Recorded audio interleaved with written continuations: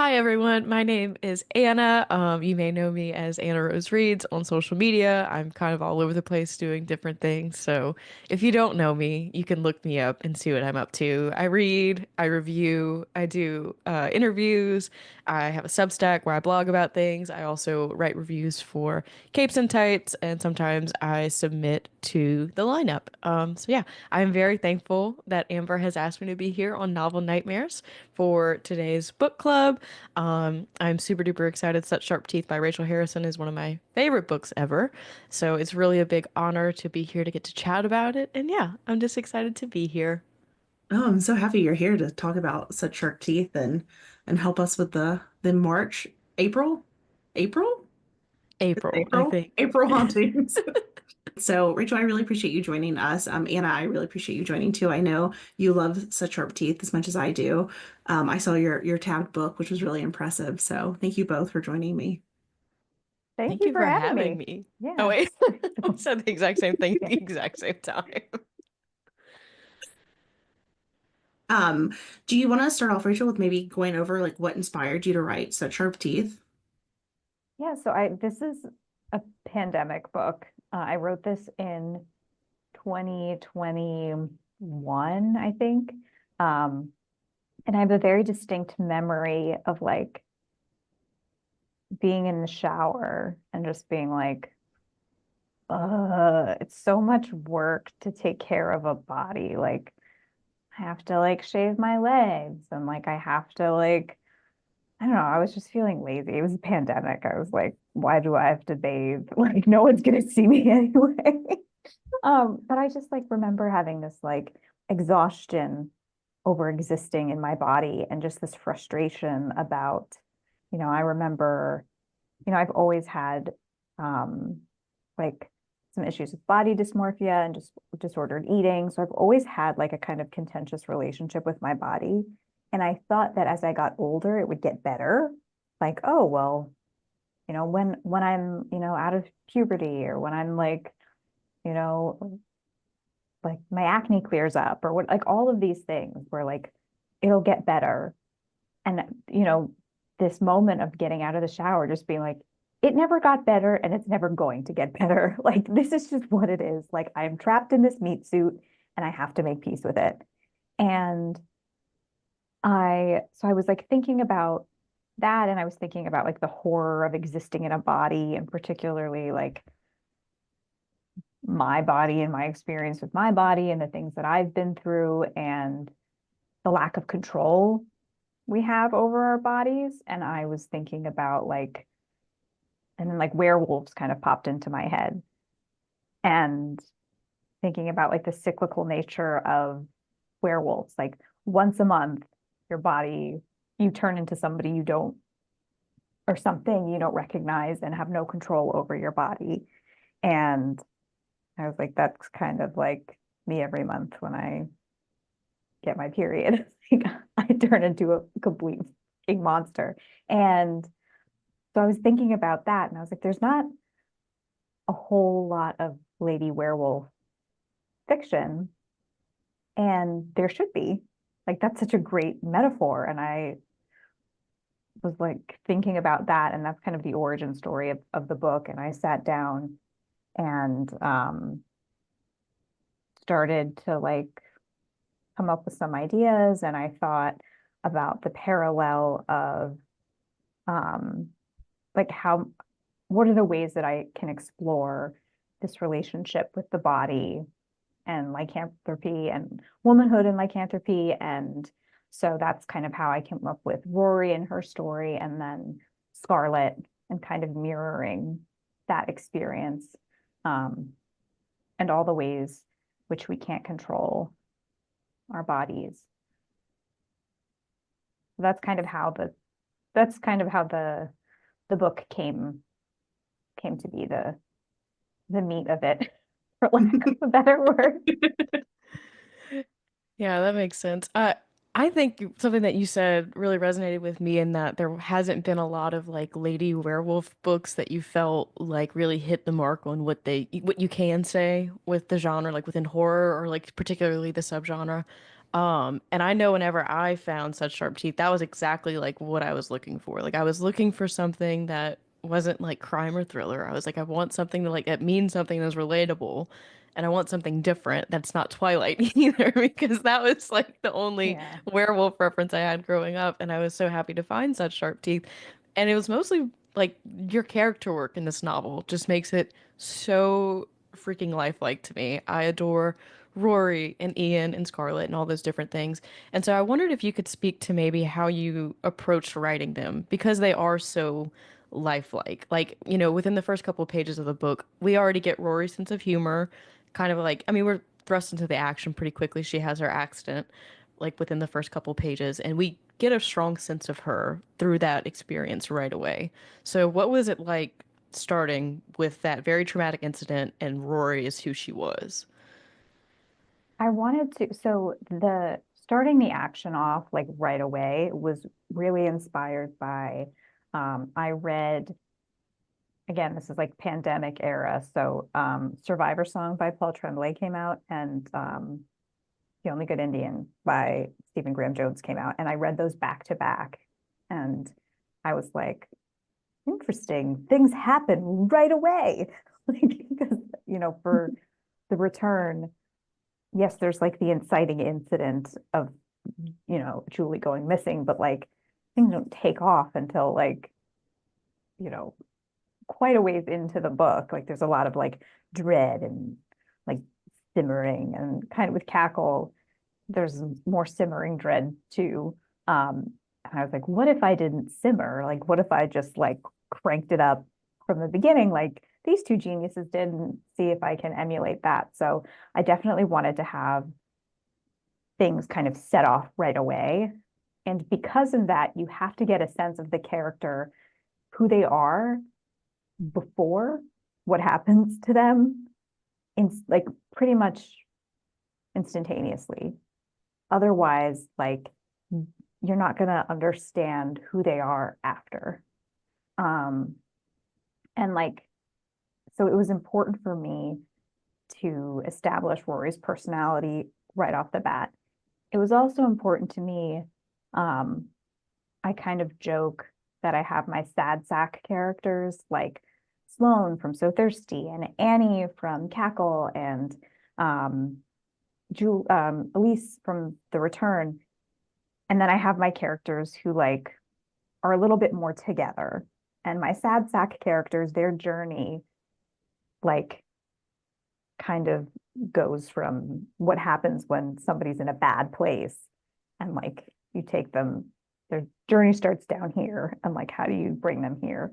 And then with Such Sharp Teeth, it was the first book that I wrote where I didn't want Rory to be sad or lost or anything like that, because the change wouldn't make the challenge of being transformed wouldn't be as impactful, because if they're already low and you're just taking them lower, then it's kind of just like a wicked bummer, and like it doesn't make sense. So I had to think about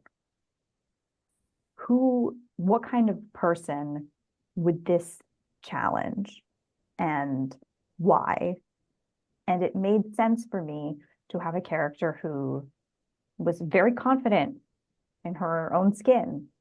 Otherwise, like it's a whole different like the set of challenges with turning into a werewolf and like, you know, busting out of your skin and growing fur and all of that stuff. Like I didn't want to dwell on that. So I wanted her to have her life together, be successful, be confident. Um, and I thought about vulnerability and how people who've gone through body trauma, how they can kind of put up walls to protect themselves. And um, I was thinking about how that's like something very personal, like deeply personal for me. And I think um, for a lot of people, and something I haven't really seen in books or media in a way that I could relate to. Um, and so the characterization of Rory sort of came out of like what was necessary for the book and like what made sense for the challenge of turning into a werewolf. And also from a lot of like deep personal experience. And then I always build the rest of my characters around my protagonist. So, I didn't want Scarlet to be Rory's polar opposite, but I needed her to complement Rory. And like, I really wanted to have them be close, but like, certain things they don't talk about and things like that. And for Ian, who would be Rory's kryptonite? Like, who would be the guy who like was capable of making her consider putting her guard down? And then I created him from there. And when it comes to Ian, I always think of Chris O'Dowd's character in Bridesmaids.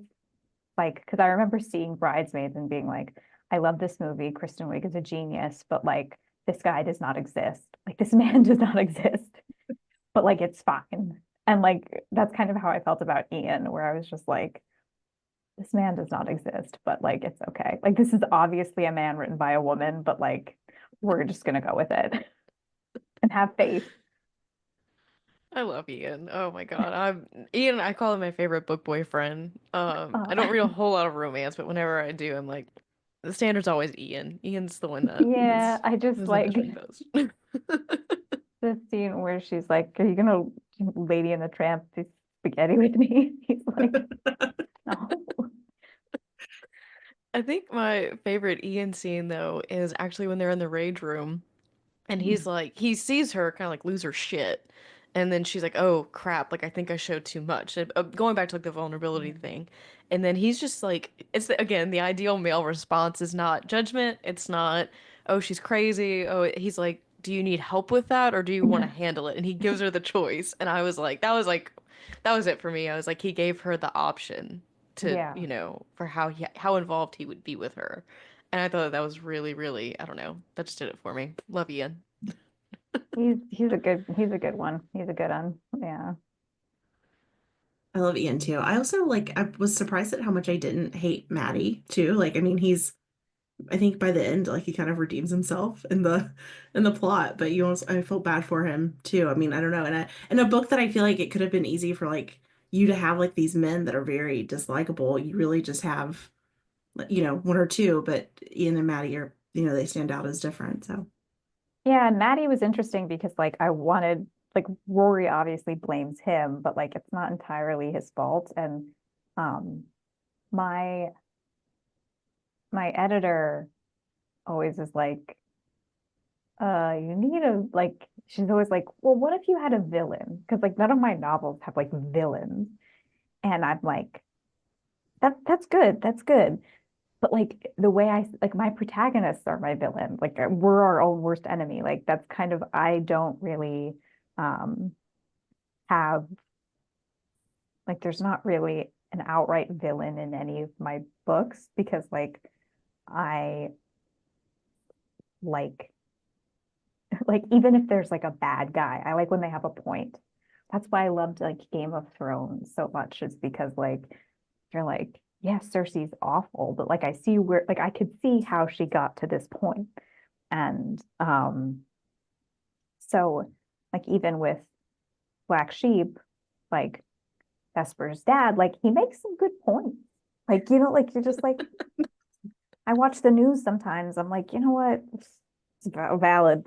And so like I think um I like to have like I think often in life there's more misunderstandings than someone just being like a jerk. And I don't like to fault like um I know a lot of wonderful men. So like I don't want to like I'm a feminist and I think my books are feminist, but like I am not going to just be like, and fuck all guys because I hate them and they're gross. Like that's kind of not my MO. I want to have all of my characters, wherever they fall on the gender spectrum, be human and not like just like outright jerks.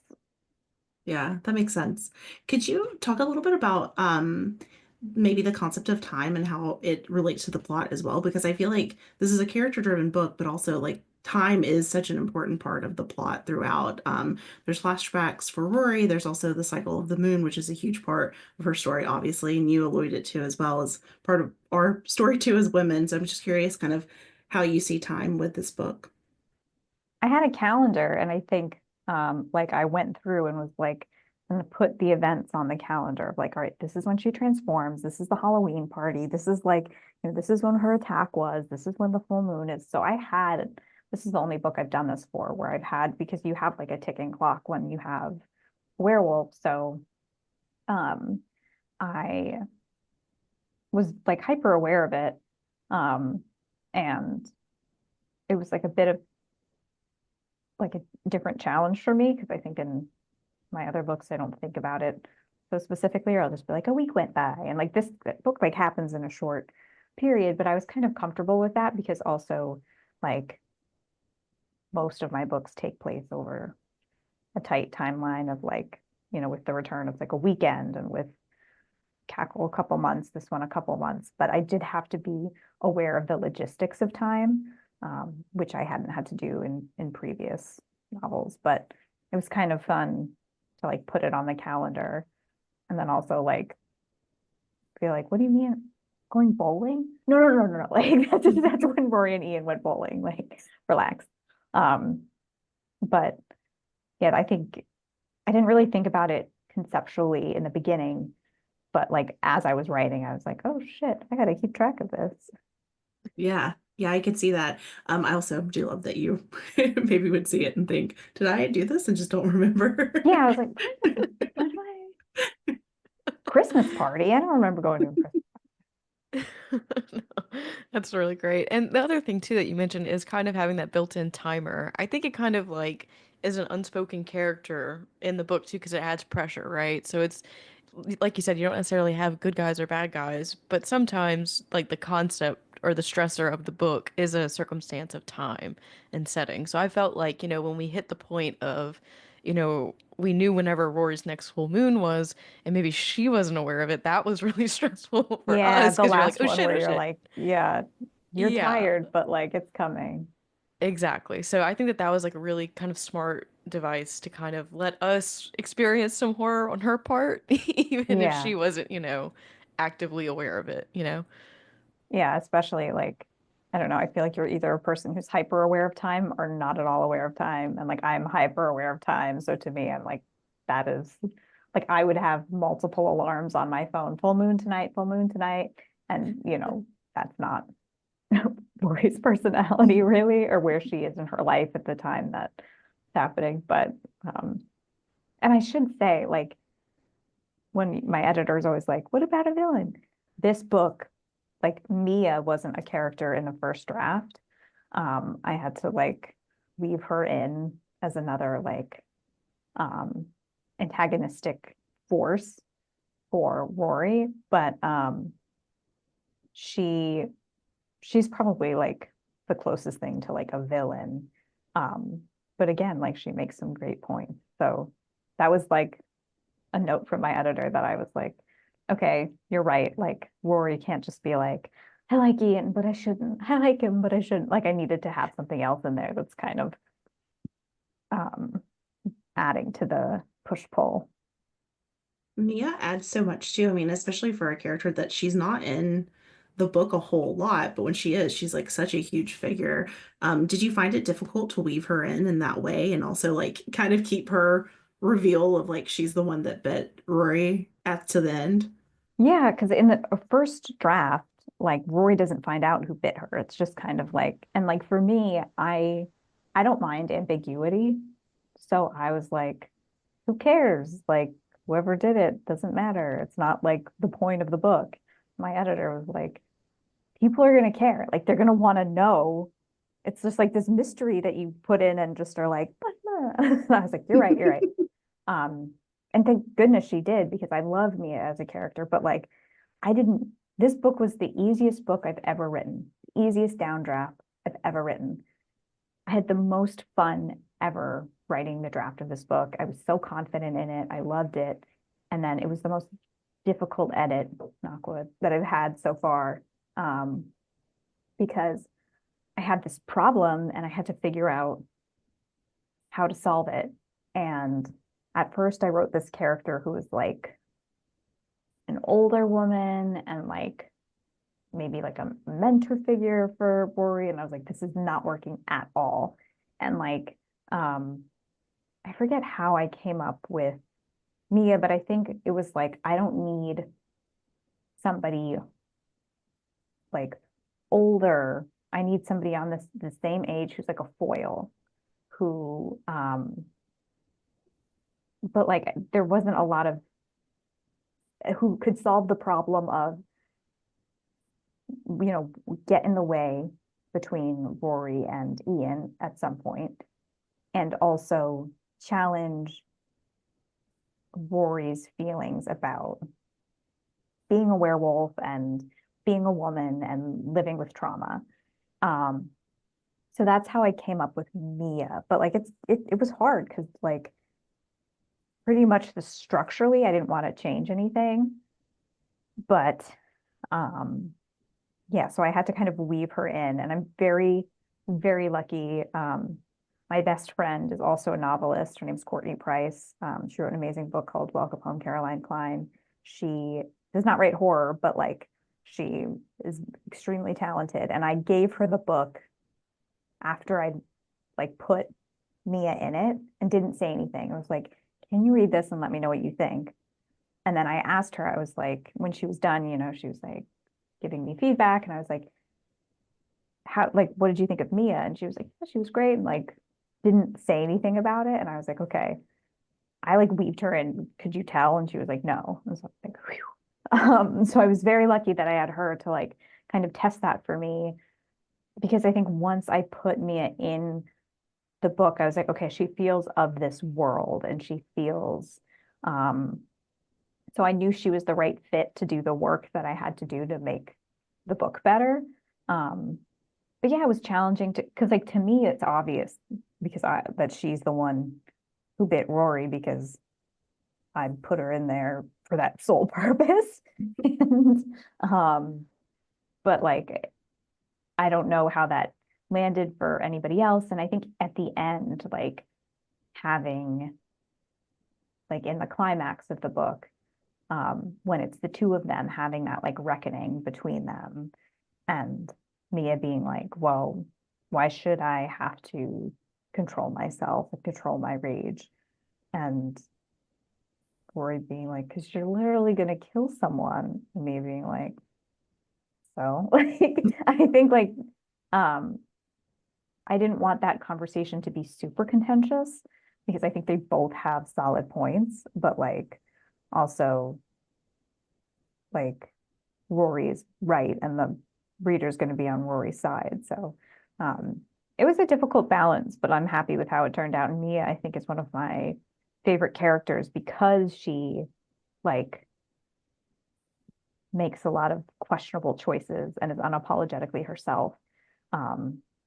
And also like has some valid points for doing bad things. Yeah. I think I was most upset that she took the boots, if I'm honest.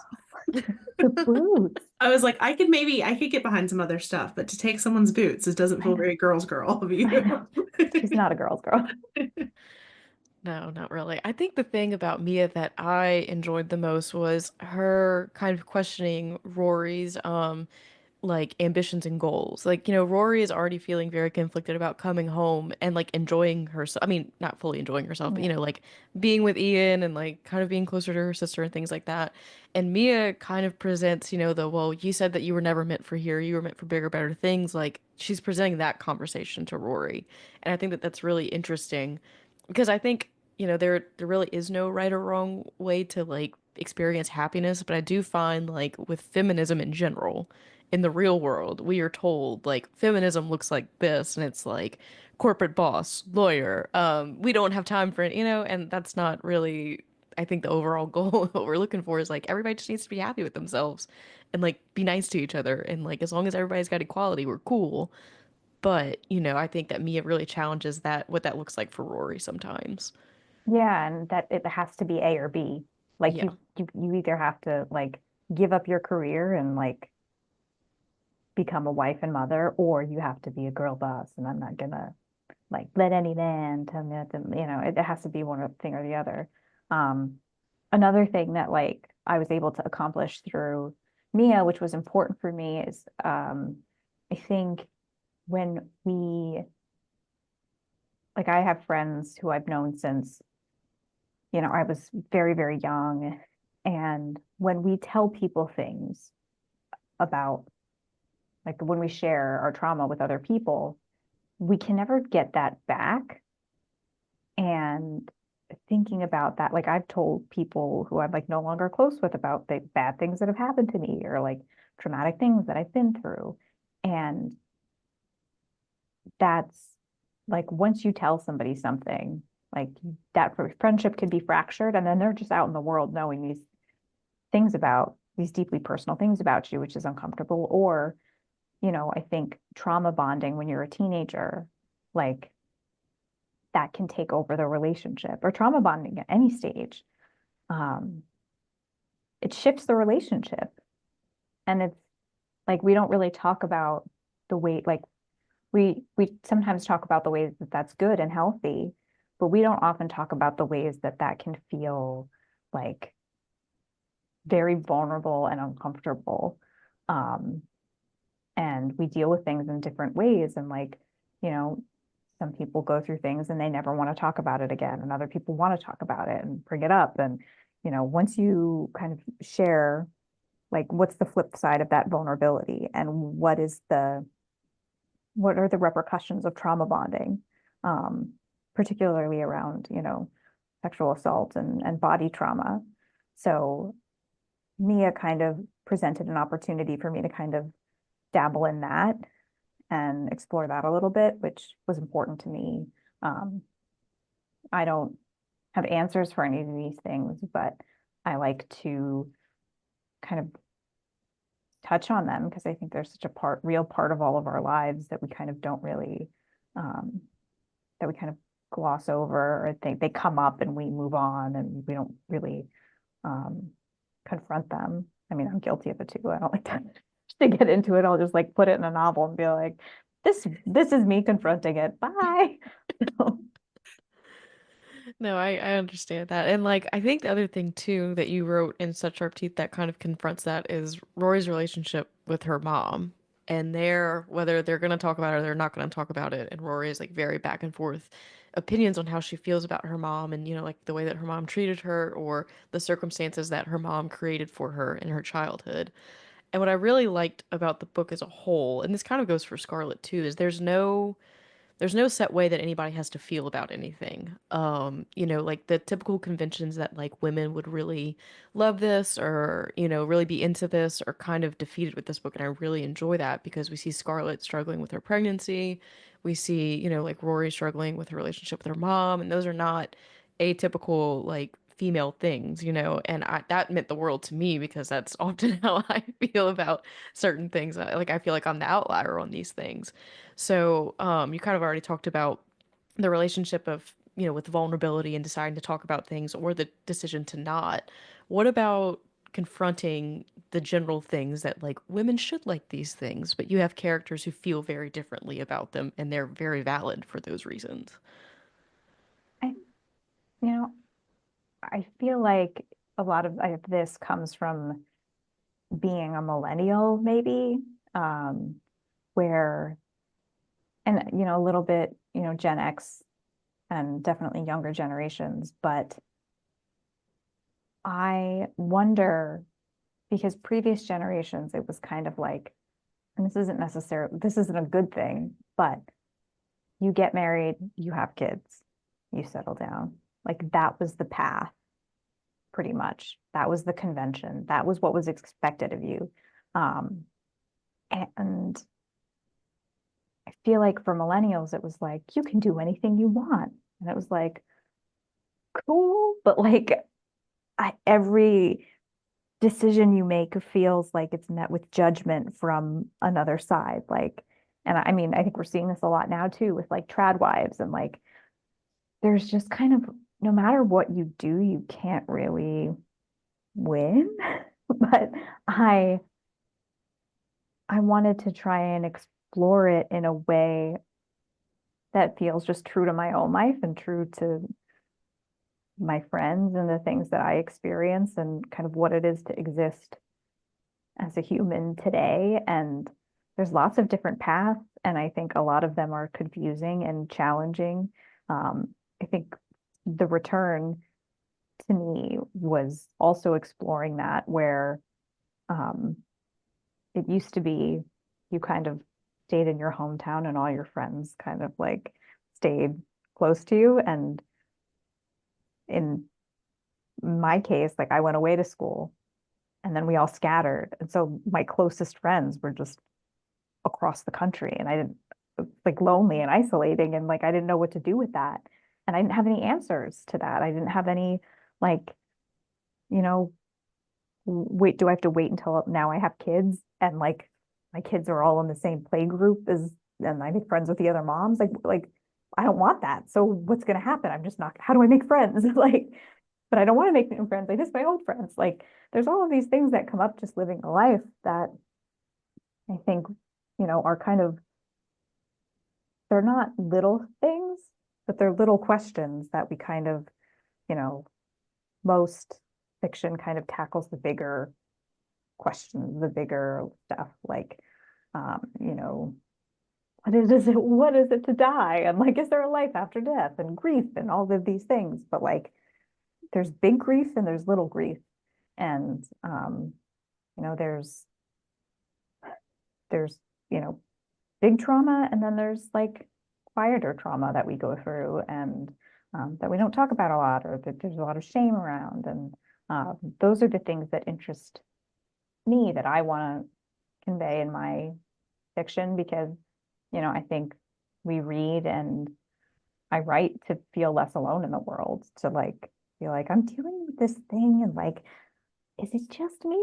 Like just me? And then you write it and then somebody's like, no, this is exactly how I feel about it, or I relate to this, or like, these little tiny things. So um all of those things about like, trying to figure out what to do with what's next, because there's not a set plan for us.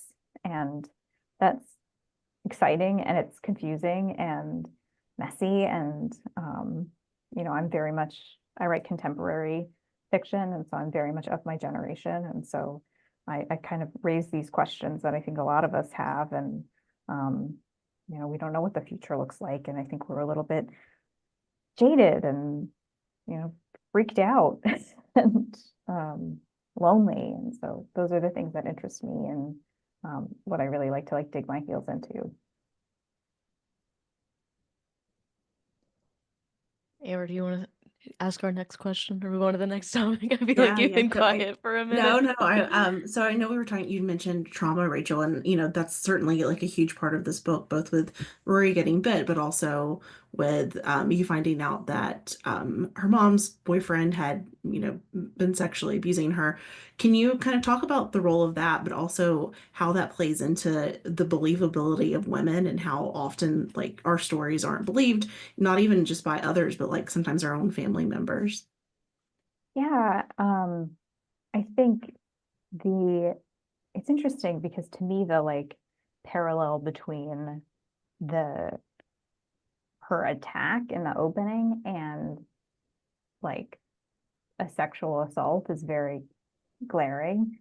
But like I remember when the book came out, like nobody brought it up until I went on She Wore Black with Agatha Andrews, and she was like, "So this," and I was like, I remember I started crying because I was like, I thought like nobody got like I thought I just, again, like writing to feel less alone. I was like, oh, maybe I'm alone in this. I'd like to have somebody like see me and to like see what I was doing was really powerful. And so I'm forever grateful to Agatha. She's brilliant. But I wanted to, you know, there were personal things I wanted to hash out. And I think but like the book is fiction and Rory's story is not my specific story, but I think it's really, there's a lot, again, like I try and ask the questions that aren't being asked, like aren't, that I don't hear being asked. And, there's a lot of like, women aren't believed and that's true. And, I think it's very true. But there's also that like, what about if you're believed but dismissed? Like, what if they're like, yeah, but it's not that big of a deal. And that I think is a bigger problem. Or, well, you know, they took it too far, but like, you know, maybe they didn't hear me say no, or like, well, I was drunk, but they were drunk. Like all of these things that we do to justify things that happen that shouldn't happen. And we do it to ourselves and other people do it to us. So it was important for me to kind of and I read The Body Keeps the Score when writing this book, because I really wanted to, like, I can go off my own personal experience, but like on a topic this big and important, like I wanted to make sure that like I had proper context and like I was representing more than just like my own specific experience. But I wanted to touch on the more like mundane might not be the right word because it sounds kind of dismissive, but like the quieter details of bigger issues. And so for Rory, her mom is saying like, well, it wasn't my fault, and how should I like her mom like maybe in her own way has like is able to justify and like she has to live with herself. She can't, I think in the book she says like she can't accept that responsibility because she can't. She could not live with that burden. That's selfish and it's selfish to Rory. And I think there's a lot of scenarios where we maybe I should have walked my friend home, or maybe I left her at the party. Like there's so many like nuanced like emotions and issues and scenarios around the bigger stories and that we just kind of have to live with. And I wanted to kind of touch on that in the novel and to have it feel not like life isn't neat. There's no like, yes, Rory's mom was wrong, but like you also kind of have to have empathy for her. And she's not like just this horrific villain. Again, she's just a human and she made a lot of mistakes, and it unfortunately like really affected her daughter, and now she has to live with this and her daughter has to live with it, and there's resentment and yeah. I feel like I'm rambling now, but No, no, not at all. I mean, I even relate it to Rory too, and the fact that it does seem too that she even feels guilty for like some of the resentment that she feels towards her mom, but also towards Scarlett too, where, I think that to me, it seems like there's resentment for her and how everyone treated her, but also she feels guilty and kind of resents herself for it. But then at the same time, maybe it's because of that guilt and resentment too, like still she tries to like not put things on their plate when things are happening. And I agree with you. It almost feels like sometimes someone believing you but dismissing you feels worse than them not believing you at all, because it's like the ultimate gaslight almost of like, yeah. wait, am I really making too big of a deal of it or not? And so it feels like it's just like this continuous like trauma and abuse cycle that you're stuck in.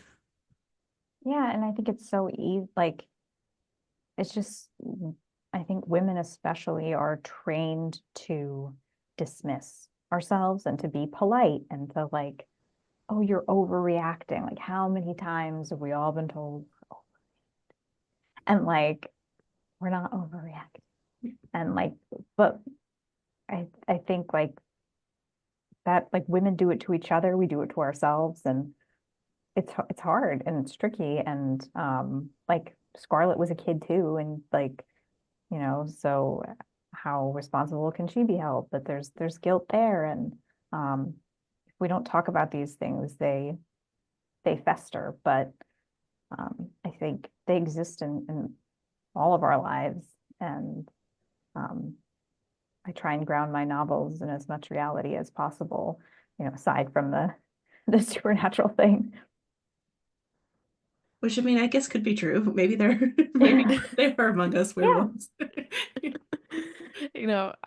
I think, too, one of the biggest things that hit for me was the second guessing yourself. Like Rory even there's like a whole passage of like Rory's inner, thoughts about, I don't have proof of the werewolf attack, like, because her bite's healed or whatever. I don't have scars, I don't have whatever. It's just like, it's just me saying this and nobody else can back this up. And so like the self-doubt that she has about her own trauma was really, I don't know, it just really spoke to me because there are so many times a day that I'm like, did I really hear that correctly? Like, did I really remember that correctly? Like, maybe I'm wrong for assuming this, or whatever, because somebody else didn't react, in a way that I felt was fitting. And I think that since we are dismissed or we taught to dismiss so much more easily, we're often second guessing ourselves like that. And I think the bigger conversation that we have with Such Sharp Teeth around trauma, and then like the hard part is the being vulnerable part.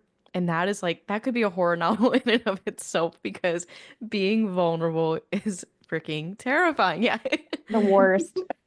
It is the worst. So, you kind of can't have one without the other. Sometimes I think in the healing process, like you experience trauma, and then for some people, not everybody, but being vulnerable helps you sometimes to get over it.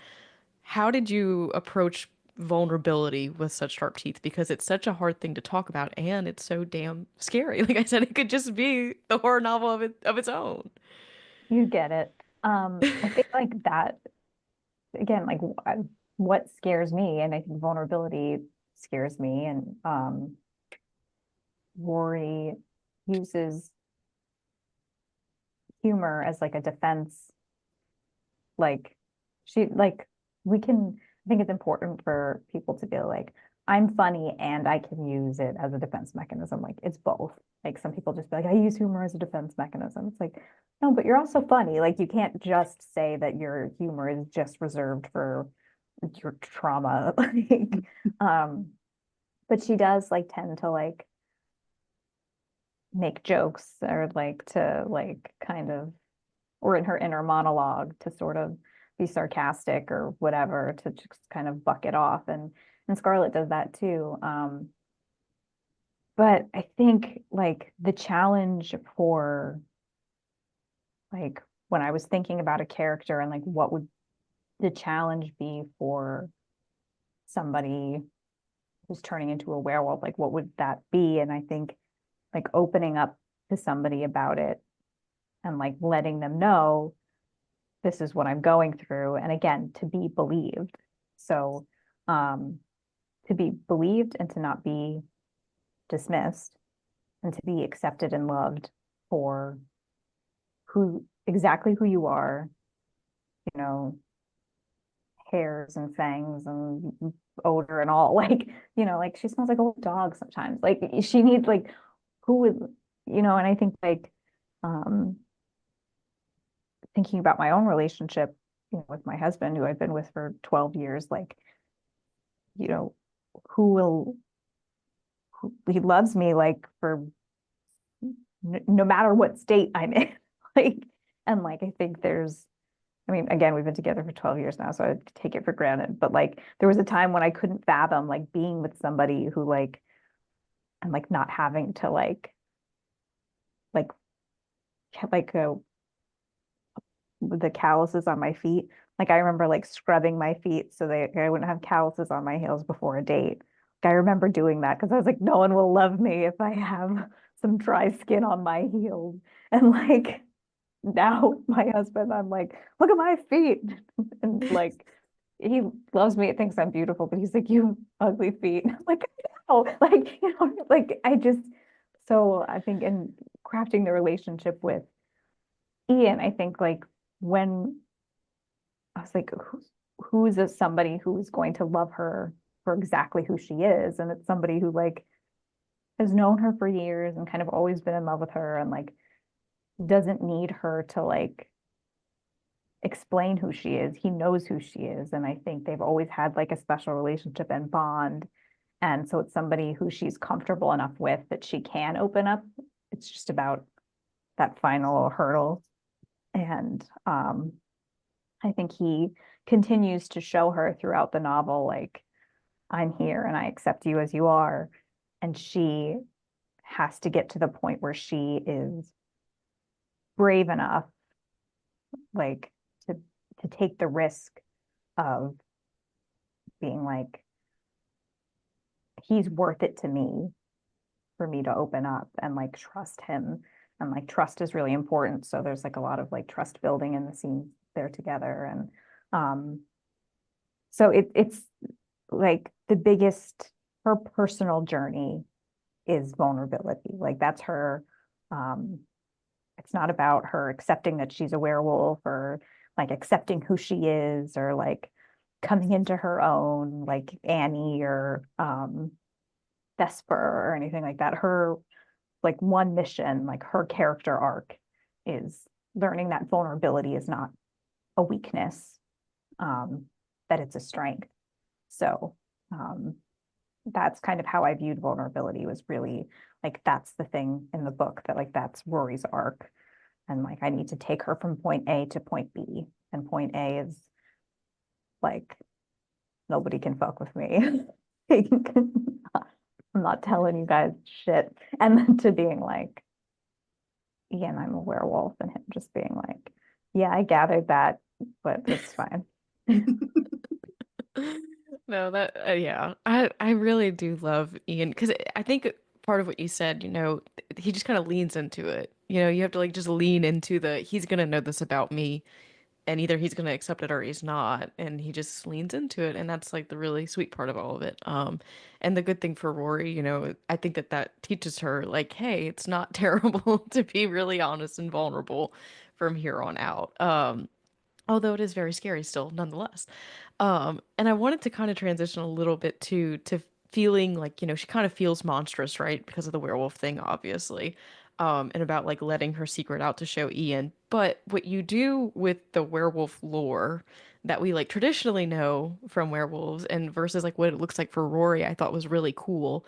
Whether it's from her bleeding, like a silver color, whenever that's typically the thing that would stop a werewolf, or like the literal fur that she can dig out from under her skin, like that's a very tangible physical thing of feeling other or monstrous. So like what was the inspiration behind those shifts in like traditional werewolf roar for Rory?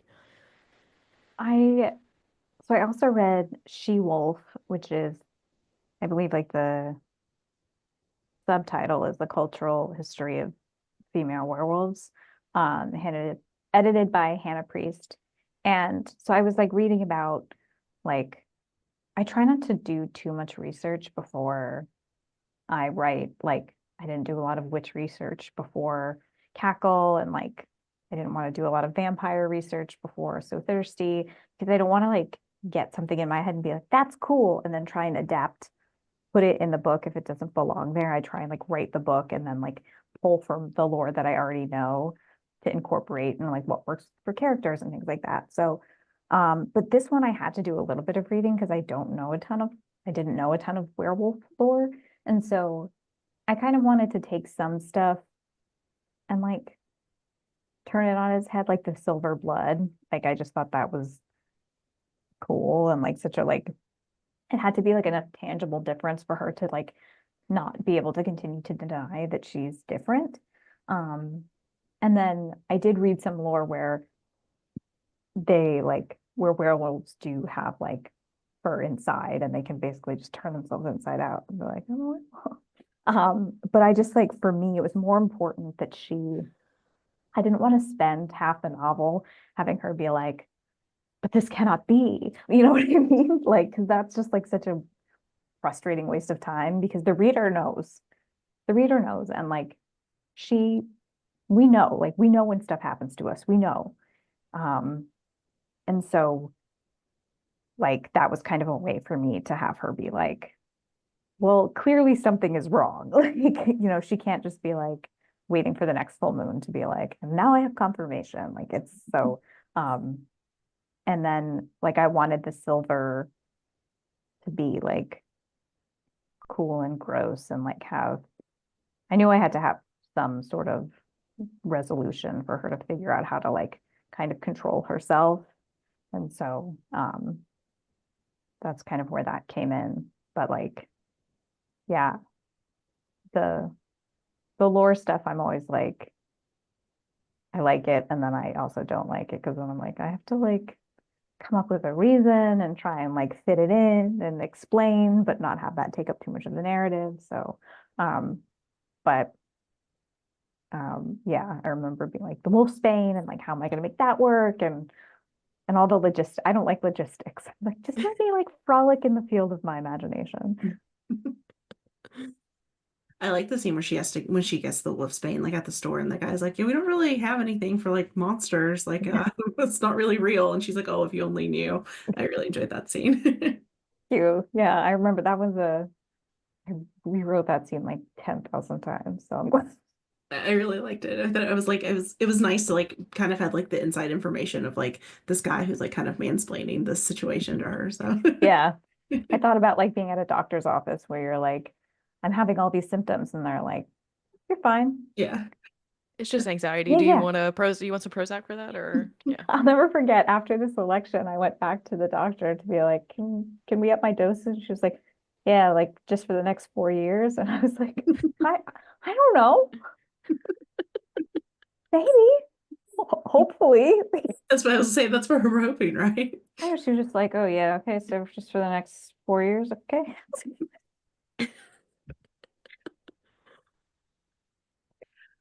Oh my Anyway, God. it's not working. If it's supposed to be for the next 4 years, I need a sleeping pill. Just wake me up. Maybe they can just put us like all in like medically induced comas for like the next 4 years and we just wake up and things are better. I like that idea. Yeah, I do too. Yeah, I don't think it's a coincidence that I had to go back to the doctor too whenever Yeah. now I'm putting that together too in December. It kind of makes sense now. We all just need to do wellness checks on each other, I I think, know. few years. Yeah, pretty much. Um, and kind of, I mean, this is kind of part of that topic, but I feel like Such Sharp Teeth is a book that's very much about like anger that Rory experiences and like kind of coming to terms like very much with her advice to Mia is like you can't be this angry because you will literally kill someone. But again, like we said, Mia kind of has valid points too. I identify as a 26-year-old very much with this anger. Because I want accountability and responsibility and all of those things. And there's like a whole passage that Rory has about this that I was like, yes, preach, girl. You're speaking my language. But, like in the end, she kind of figures out a way to deal with it. But on the whole, like how do you approach anger with a novel like this? Like, because it's such a big topic. It's such a big thing that we all experience. Like we just all joked about the common experience that we had with feeling angry and out of control. And I know there's no answer to this. I understand it, but I just think it's worth like talking about. Like, what do you do with this big female angry that you even write, Rachel? Like nobody likes an angry woman. And it's like, well, nobody likes an angry person. Nobody wants to be angry, but here But we here we are. are. Yeah. I think I didn't intend for this book to be like, I'm going to write about feminine rage. It was really writing about control and hmm like thinking about control and the things that we have control over and don't have control over. And um, that's the rage kind of came from being like, well, if I like, I don't know, just having to like imagine what it would be like to be a werewolf and just being like, oh, there's some catharsis there. And like, I don't know, kind of like examining, it kind of just made the more books I write, the more I'm like, I'm angry. What's going on? Like, it just kind of comes out. And I think this book kind of, unleashed it for me where I was just like, oh yeah, like there's a lot that I suppress. Um, because we're not supposed to like, again, like werewolves or everything. We're not supposed to be hairy, smelly, like take up a lot of space. angry, fighting, like, like you're not supposed to do that thing in public, apparently. But so I just think like writing the scenes were like the transformation scenes, which were really fun and gnarly, but like when she turns into the werewolf, I was like, what would that feel like? And I was like, I actually feel kind of good. Like I think like to just like run around and scream at the top of my lungs. Like, how often do we think about like going to a field and screaming? I don't know about you guys, but for me, probably once Frequently. a day. Like, so I I think that's where it kind of came out. And then like, you know, again, thinking about like control and being like, we're not, it feels so good to like think about these things because we're not allowed. Like we've been raised to be like, we're not allowed to do that stuff. We're not allowed to have tantrums and we're not allowed to be impolite. And like, so um there's like a bit of it's like there's a bit of fantasy in the monstrousness. And that's kind of how I didn't do it on purpose. I wasn't thinking about um feminine rage when I wrote the book, but like it just sort of came through naturally. And like it's so cathartic to write about. Like it's so cathartic anytime I get to write like a scene where like a character is like ripping people apart or like doing bad things. I'm just like, ooh. Then I have to go into my life and be like, like, excuse me, can you please move your car? Like, like that's when I'm like in my day to day. So like in my work, I'm like, and then she's ripping out his neck. So It's really relatable. It's very relatable. Yeah, if I sign off on like one more email, please see attached. Thank you so yeah, much. Please let me know if you have any questions. And then in my yeah. mind, I'm like, oh my God, this idiot. You're No like, worries, no yeah, worries. I'm so I sorry. I hate to bother you, but I I sent yes, this to you hate to 4 weeks bother you. ago. Yep, hate to bother you. And then like, you know, so sorry to bother you with this. And if not, no worries. And then I like open up my document. It's like the blood was gushing. Set Sharp Teeth was released in 2022, which kind of is crazy that we're coming up on 3 years. Have you looked back on this novel any since then? And if so, like how do you look at like the novel as a whole, your writing process and the characters? So I think this book was like very special to me. And like I I can't revisit it for some reason. Like I think it's like the process of writing it was too euphoric. And like this was the only book that as soon as I finished it, I was like, I want to start writing a sequel. Like I miss the characters so much. Like I had a really, really hard time letting this book go. So I'm like scared to ever pick it up again because like, maybe I would love it. Maybe I'd be like, ooh, not that sentence. Like if I could just switch these words, like it's hard for me to revisit my work. The only book that I've reread after I finished like page proofs was So Thirsty. But I just like I I don't know, it's very special to me. And I think because of that, like it's it's hard to like go back and read any of my work because I'm a perfectionist and like, I think you grow every time. And I'd be like, well, if I just that comma, I don't know if I would that dialogue tag, I should delete that. Like I would just drive myself crazy. But I think with this one in particular, not only that, but like it's just kind of painful because I loved it so much. It's like revisiting like a favorite movie from your childhood. And it's like I hope I love it as much as I did then. Yeah. So I haven't, but like the writing process, it was just like it was euphoric. I came up with the idea and like I wrote the downdraft so fast. Like it was, you know, fall of 2021 and we were still in lockdown and like I like had nothing else to do but like write this book. And you know it was a really special experience writing the book. And um the characters all like very vivid to me. And I cared about them very much. And um yeah, I think this book will always have a really special place in my heart. And um, it's funny to write a book about vulnerability and then having to like release it. I was, felt pretty vulnerable about it coming out. And yeah, I think when it came out, it didn't really make a big splash, but luckily it was picked up for the Barnes and Noble pick when it went into paperback. And so I think it found readers then and continues to find readers. So I'm grateful for that. Um, and I hope the book finds whoever needs it. Yeah, I do too. I mean, I think it's like a book that we all need, especially as women. It was nice to be in that world for a little bit and maybe live out some of our anger through Rory. Yes.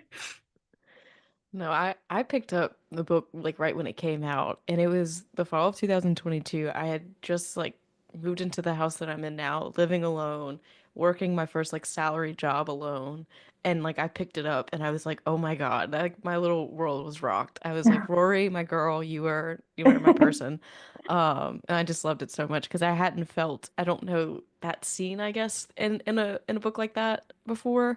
Um, and so yeah, I just adore it. And then I reread it for this conversation, and it still held up for me. Oh, that's good. I was so freaking depressed when I finished. I Oh, texted Amber. I was like, I don't know what I'm gonna do. Like I told myself I was gonna give myself a few days to get through it and like, really pay attention to it. And then I think I texted Amber like by lunchtime the day after I started. I was like, okay, so I'm done. I couldn't put it down again. But yeah, no, it still very much holds up for me. That book is always gonna be very, very special to me. thank you. Yeah, for me too. Thank you for joining us. I know that you're so busy, so we really appreciate you talking to us with it. I know also you have Play Nice coming out this year, Yeah. and like, It's funny because a lot of the like I keep thinking about Play Nice and like some of the things that we're talking about and like um just the in in the way that like Play Nice deals or in the way that Such Sharp Teeth deals with vulnerability and like anger. Play Nice deals with like perception and being like a crazy woman, like in the way that like Rory says you're not allowed, nobody likes an angry woman. You're not allowed to be angry. Like Play Nice is very like that with like how crazy is weaponized against women and like, you call me if a man doesn't like what a woman's doing, he'll call her crazy and kind of invalidates everything that she has to say. So yeah, I'm excited for it to come out. I'm nervous. So yeah, Such Sharp Teeth is my third book and Play Nice is my sixth. So we'll see what happens. I hope people like it and it's scary. So kind of back to my a little bit scarier than my last couple. So we'll see how that I think Anna and I are both are like anxiously waiting for arcs to come out. Like we keep they should be they should When be I out tell soon. you every morning I check NetGalley, I have a list of like who I check NetGalley, and I was one of them. Well, I just we were waiting for the cover to be finalized. Now that the cover is finalized, I would think this week or next week. And then also like I think page proofs were a little bit more difficult this time because there's the book within the book and then there's like annotations and so there's all that complicated stuff. But yeah, if you need a widget or anything, just let me know. It should be out within the next week or two. awesome. That's I exciting. We're excited. It should be soon because I saw that somebody in the UK through I Titan don't had know how it. they got I don't know how they got it because Titan was like, it should go up on NetGalley in May. And I was like, And I was like, then how did they get so I don't know, but I was just like I will change my address on NetGalley for a week and just uh, get it then. within the next 2 weeks for sure. They were just waiting for they had to tweak the cover, so they were waiting for the final cover, and now that's done. So That's That's so very, very exciting. exciting. yeah, well, I hope I you do like. know, oh yeah, I do know a lot of people who are really excited for it. So, Oh, good. Yeah, I do too. all right. Well, thank Here we you go. so much, Rachel. Yeah, thank you, Also, Rachel. thank you again, Amber, too, for having Oh, me on Yes, no, this thank you. because because it's really a treat. You know how much I love this book. So, yeah, no, thank you so much as always to both of y'all. Y'all are great, and I always just enjoy talking about these things with women who yeah. get it, you know? You two are the Yeah. best. Literally anytime, anytime. We'll do this again for Play Nice or Yes, whatever. please. I'm gonna take you up on that. Yes, do. Yeah, All I right. probably will too, but on my thing. On Yeah. my, yeah. I'll talk about it forever. Enough to go around. I Perfect. clearly love to chat. So, Perfect. all right. Have a great night.